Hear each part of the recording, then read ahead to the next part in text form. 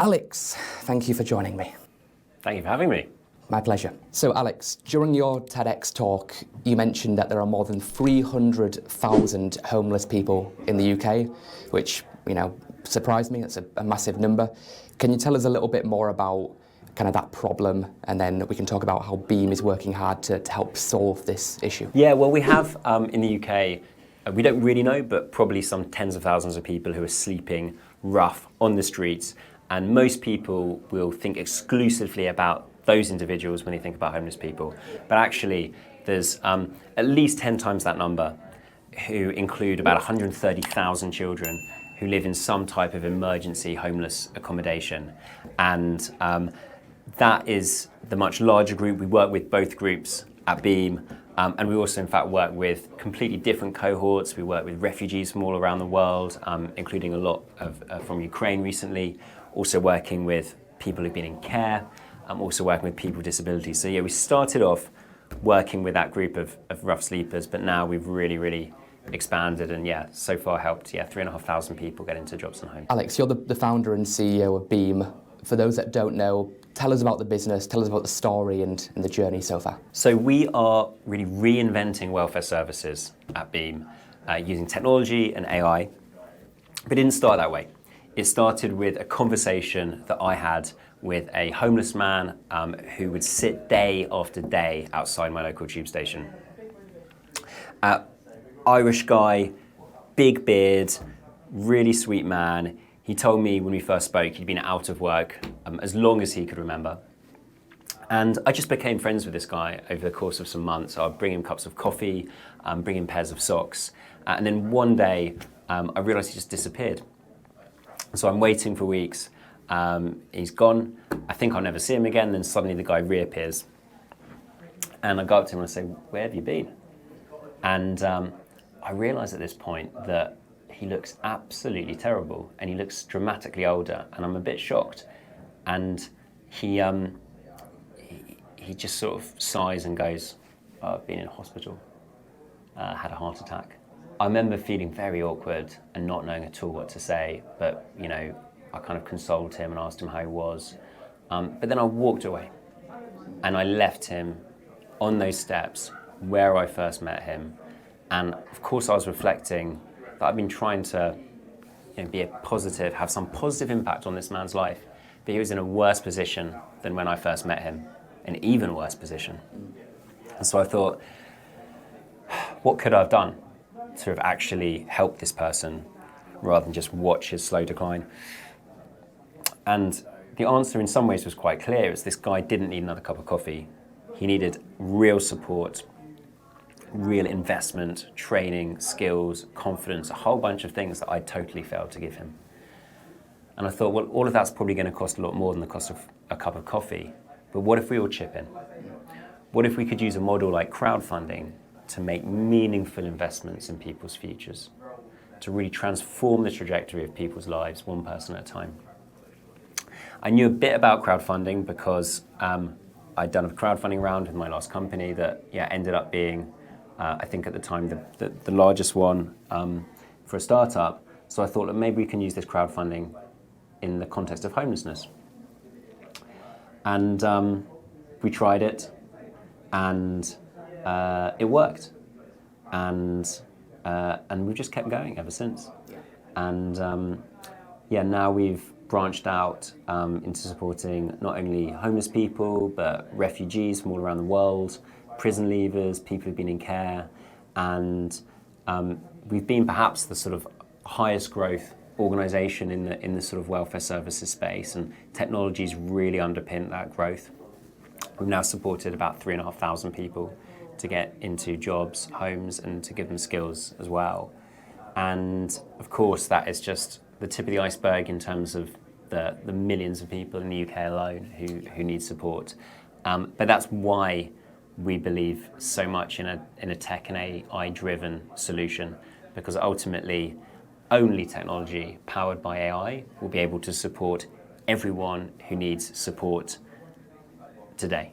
That just cannot be a human-powered service. We really can move to a world where everyone who needs support can get it there and then to a supremely high quality. And that's what we're really excited about working our way towards as part of our mission. Cool. Well, look, I can really relate to that. I love the mission. I find that with homelessness, there's often a big misconception in that it's completely that individual's fault. And growing up, I probably was of that belief as well. Yeah. But then when I was 19, I was in a situation where I almost found myself homeless. Right. So I moved to New Zealand to, I basically chased a girl who ended up becoming my wife, but chased my girlfriend at the time to New Zealand. She was doing her PhD. When I moved there, I had basically no money. I was like a 19-year-old kid. And didn't have any connections, any contacts in the country. So we had enough money for like 1 or 2 months rent. And then I had to have found a job, otherwise we would have potentially been in a pretty difficult situation. Now, luckily, we had what you mentioned in terms of the scaffolding, the support group. We had friends, we had family, people that could have helped us if we needed to. Hold on a second. I am not addicted to alcohol or drugs. I haven't made any crazily bad life choices, but I could potentially be in a very bad situation. Yeah. So I get, you know, the mission of the company and why you're doing what you do. I think it's important. You mentioned on our mutual friend James Mitra's 40-minute mentor podcast a couple of years ago that 80% of people using Beam are able to get a job, which kind of goes against that legacy narrative in terms of it being their fault. So can you speak a little bit about how we could potentially change the public's perception of the homeless crisis, if that makes sense? Yeah, well, you mentioned before that, you know, growing up, you know, the sort of narrative that you had heard was these are, you know, this is the fault of these individuals, they've got themselves into a mess with drugs or whatever it is. I think that narrative of blame is one that pervades a lot of these social problems because it's a simple argument, and like, you know, you obviously don't think that anymore, but like also most people are just a bit intellectually lazy, and that's why, you know, dictators get elected. Life is more complicated than that, but a narrative around this is their fault, this is the government's fault for not solving this problem, this is the responsibility of civic society, or I give my, you know, £10 a month to this charity and like it's the charities who need to fix this problem, it's their job. That just doesn't get us very far. It certainly hasn't got us very far to date. We believe in a fundamentally different model. We believe in a model of collaboration where everyone has a part to play, and that is something that really powers Beam's model. So government commissions the service and refers people to us. We as a startup provide technology and support that is personalised to those individuals. Civic society and companies crowdfund their financial barriers. Employers hire them. Landlords house them.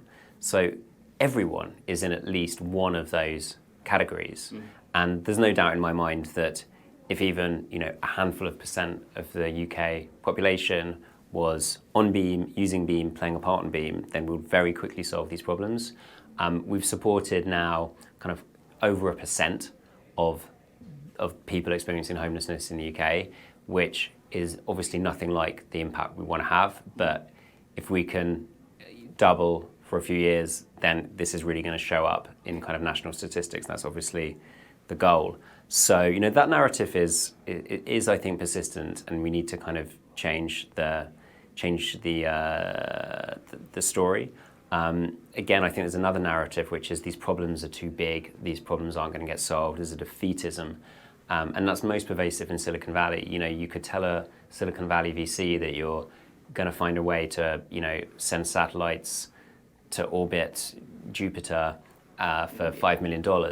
But if you tell them you're going to solve a social problem that exists outside their front door for $100 million, they'll think you're completely crazy. And I think people have really given up on some of these problems. I don't think that's because they're insoluble. I think it's because we haven't tackled them with the same quantity or the necessary quantity of you know, human and financial capital. You know, both of us work in the tech scene, and I am kind of the odd one out, I would say, by working on with, having founded a tech company that is solving these really complex, difficult social problems, there's probably a couple of others, but like as a sector, whether it's entrepreneurs or venture capitalists, we've not, I think, shown enough commitment to tackling these challenges. And we have a really big responsibility because technology is a superpower. It can transform the world as it has and as it will continue to do. And we kind of hold this torch collectively as a sector, and we need to make sure that we are using that power responsibly. Yes, money may make the world go round, and yes, money may be necessary to make the sector function and pay people's salaries and so on. But there needs to be more to it than that.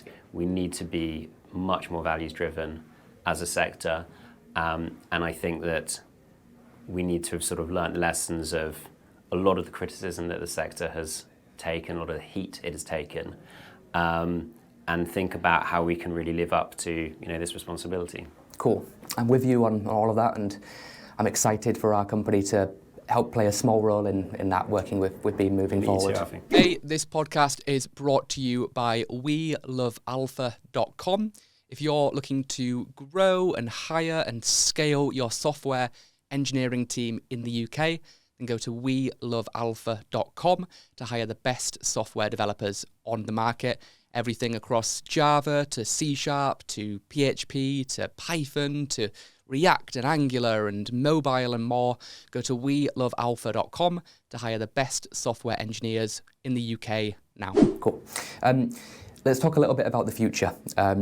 In your book, The Business of Sharing, you shared a quote from Peter Diamandis. Peter said that a Maasai warrior on a cell phone in the middle of Kenya now has better access to knowledge than President Reagan did 25 years ago.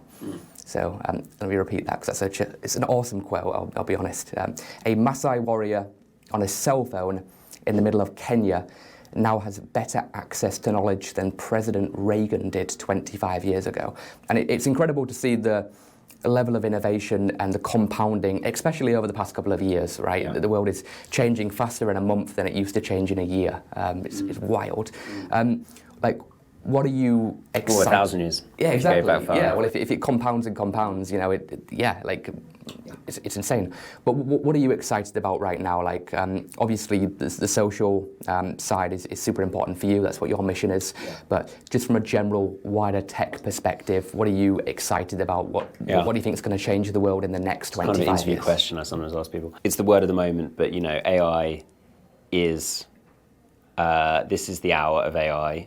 And whether it has whether it reaches the heights of people's expectations of people who are more evangelical or not, there's no doubt, I think, that it will have a profoundly important impact on humanity and the planet.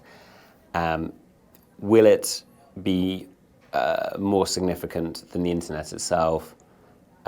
Maybe.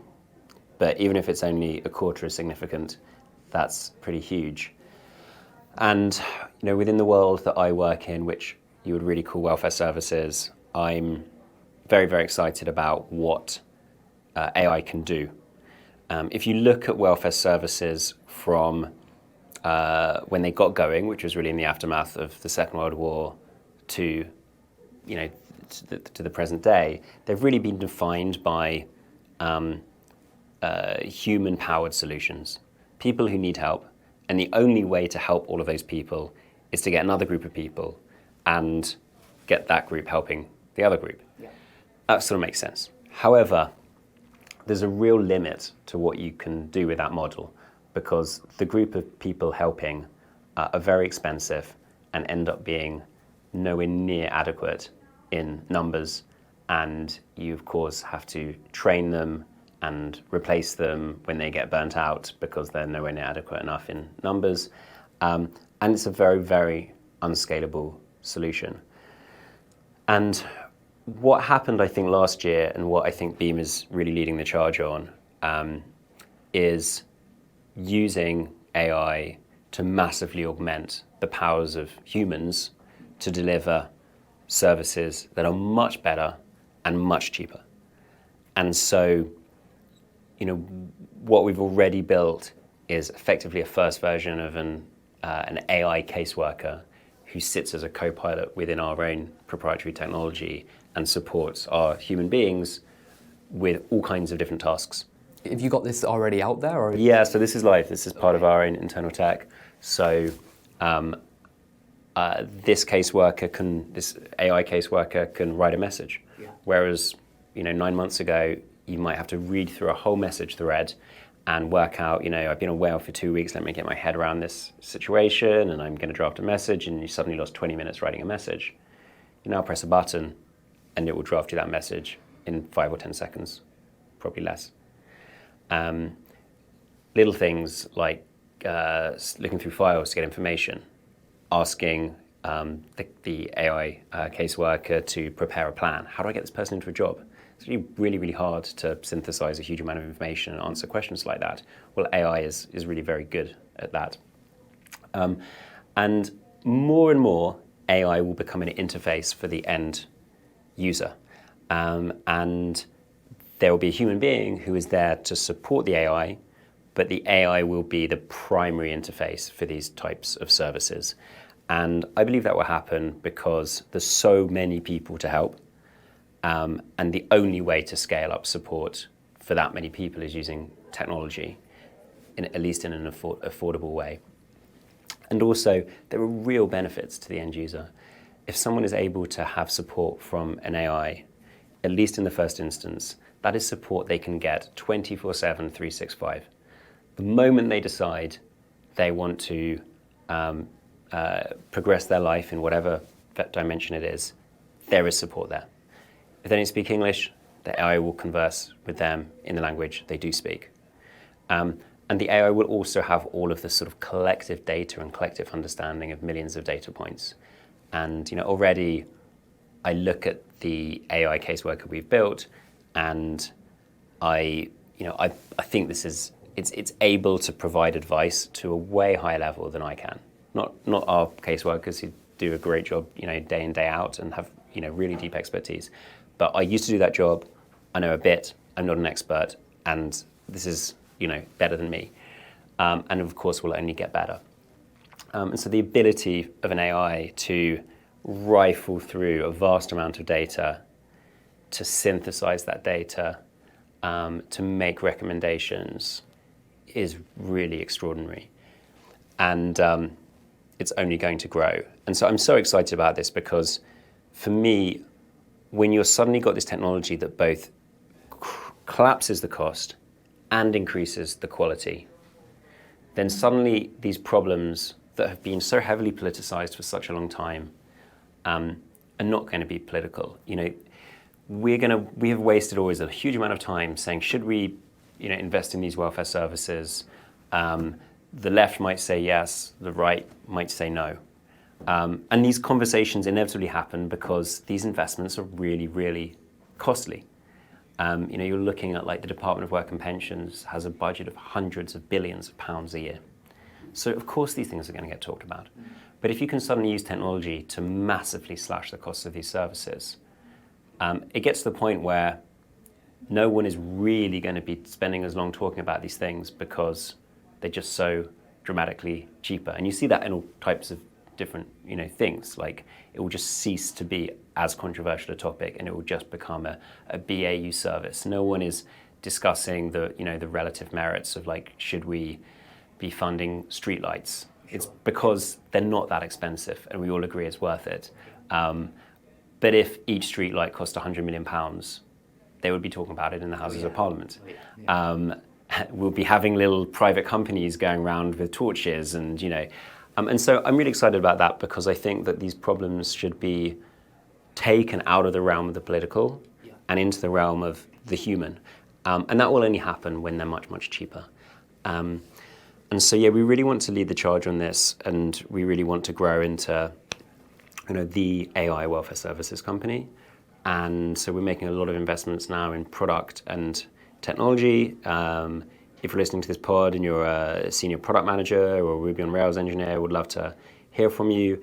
And it's an exciting time, I think, because these problems have been ignored by tech a long time, and now AI does present this opportunity to make, I think, quite a quantum leap forward on problems that have kind of plagued the human race for ever since we kind of got out of the caves and tried to build cities and civilizations. I know, and what a time to be alive, eh? I mean, it's very exciting. Yeah, I think so. I'm like most people in tech. I'm an optimist. I think there's going to be some real challenges that AI will present. And warfare will change and fraud will change, and it will be a similar cat and mouse to what we see in many areas of human activity. There'll be goodies and baddies and cops and robbers.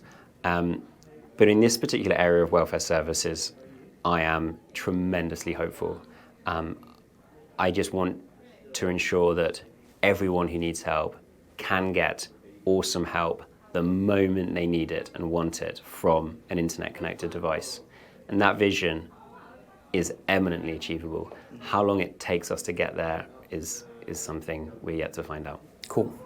Let's finish up with advice for fellow founders, entrepreneurs. A lot of founders struggle to raise money for their business. You raised in your previous company what was, I believe, like the largest crowdfunding campaign or something for a tech business at the time. So what advice would you give to founders looking to raise and do that in 2024 and beyond? Yeah, well, I think there's a lot of kind of fetishization of raising money. So the first thing is make sure you raise money because you need the money and you have a really good plan for the money and you've gone as far as you can go without the money. It's no badge of honor to say, I've raised 5 million quid or 50 million quid, and all you're doing is giving away your company and you're giving away control and you're spending a lot of time to raise that money. So in general, I'm a fan of raising really only when you need to and going as far as you can without that additional capital. Often people find that they think money is going to be the answer to all their problems, but actually when they get it, they realize, oh no, there's a whole load of structural things I need to fix with my company, and I've actually lost some of the creativity and scrappiness that I may have had, or we may have had as a team. Now that we've got all this money in our bank account, we're thinking lazily, and maybe we're being lazy because we've got this cash. So do you really need the money? Then I think, when you start thinking about raising money, think about the different sources. They've all got pros and cons, from angel investors to VCs to private equity to crowdfunding and others. So understand those. Normally you would start with angel investors, try and find some relevant people who you think will be able to add value. If they're not able to add value, make sure they're not going to add negative value. So kind of reference these people really well. And then, just be really disciplined once you have the cash. It's a hard thing to do and an easy thing to say. But ultimately, I think, successful execution is about discipline for really, really prolonged periods of time. And financial discipline is really crucial. So, I think that's easier when you're on your second or third company because you've just got more experience of managing these things, processes, and what to do when you have the cash. But yeah, it's a difficult environment, and the whole funding climate's changed so much since 2021, and it is almost getting halfway towards a regression to the what business used to be like when you actually had to fund expansion through cash flow. And it's certainly nowhere near there yet. But this is the reality of business, is I think that it's really, really hard. And people in tech will often whinge and be like, oh, these valuations suck, and VCs are blah, blah, blah. But people should count themselves lucky that they don't need to finance their entire business through free cash flow, because that's what it's been for most of human history. And it's therefore taken a very long time to grow businesses and sometimes, centuries or many generations. And so ultimately, you just can't get away from the fact that you need a business model that is going to work. Usually that is going to be something simple, Yes. where you can see the value and you can understand the value, relatively early on. And I think the businesses that are, struggling to raise money are the businesses which exist on an Excel and theoretically work at tremendous scale. And most of those businesses are probably businesses that no one should have been funding at the top of the market anyway, because they're bad businesses and don't stack up. And so I think, what we're seeing is probably like a return to the basics, which is, I think, a good thing for the most part. And in terms of like the really interesting, deep techie stuff in AI and robotics, I still believe that like good businesses, good founders are like, for the most part, raising the funds. And if they can't, that is a reality of this new market. Like, we've probably in the past had too many companies. And it's probably a better thing if we, concentrate talent in slightly fewer of them. Yeah. But yeah, anyway, that's a few rambling thoughts, Alfie. No, that's good. As a fully bootstrapped founder, I appreciate the market correction to some degree. It's, yeah. You mentioned there about talent at the end. Let's finish on the note of talent. What's your approach to hiring? How do you build a high-performance team? What do you look for when interviewing potential beamers? These are big questions.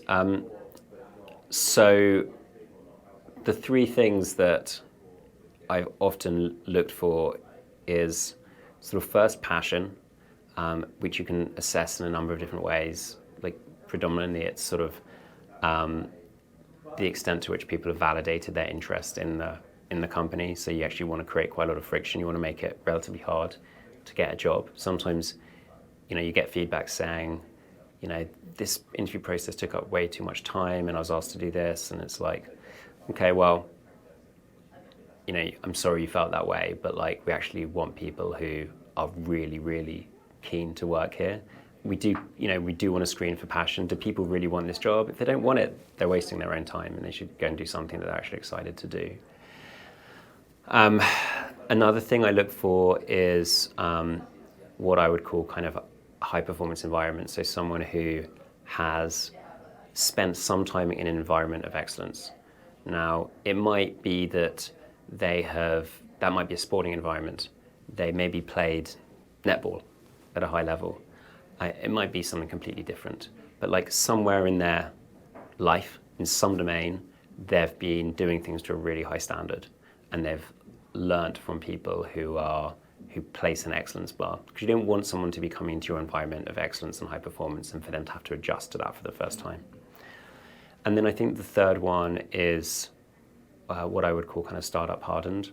So someone who has been in an ambiguous environment. It's actually not necessarily a startup. I think of that as someone who has kind of handled uncertainty. So like you being in New Zealand and having to work out how you get a job. I would argue that that's probably a very useful experience to have had in relation to your own massively own company, right? Way more so than having worked having spent the equivalent amount of time working for a big company. And one of the most useful experiences I had in terms of my professional experience was actually being like hitchhiking and like going long, which I wouldn't recommend to anyone listening because I think it's not a particularly safe thing to do. But like when I used to do that when I was a student, I would travel long distances and you wouldn't know where you were going to sleep, and there wasn't a whole lot of margin for error. And it was sort of a bit scary and a bit exhilarating, but you got good at psychologically handling that uncertainty. Experiences like that are really, really valuable because anyone entering a well-run startup needs to be ready for change.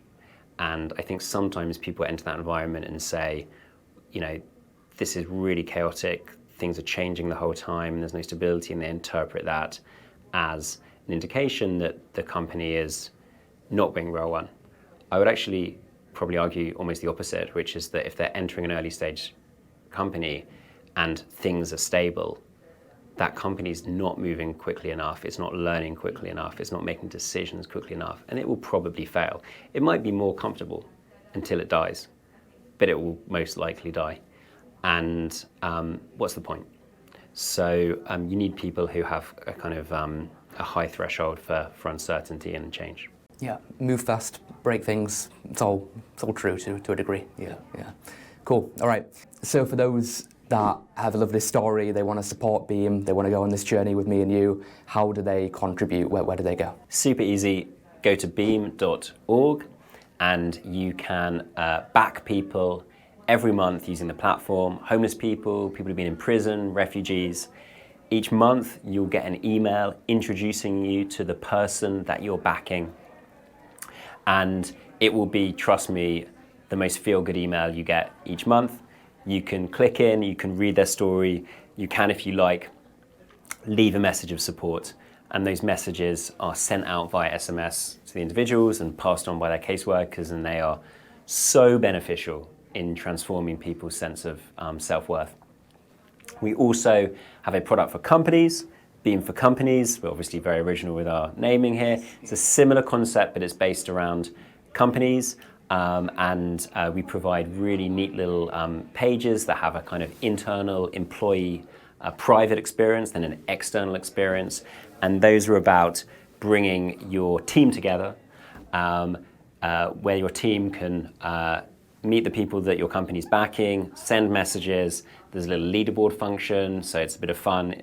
People can compare how many messages and different teams they're sending through the platform. And it's a really, really great way of just bringing purpose into the day-to-day at a company.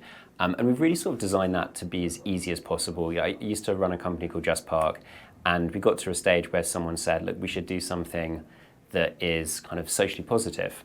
And I said, like, okay, we're really, really busy, but like, if you can find something that feels like a good fit, we'll go do it. They didn't really find anything that compelling, and it came to nothing, and we never did anything in the sort of social impact type side. And so that's really what we designed Beam for Companies for. It's just like, I passionately believe that like so many people, almost everyone wants to help, but we're all just so busy, and actually helping is a very high friction activity. So Beam for Companies is really about taking all the friction out of something, but actually building a really impactful experience.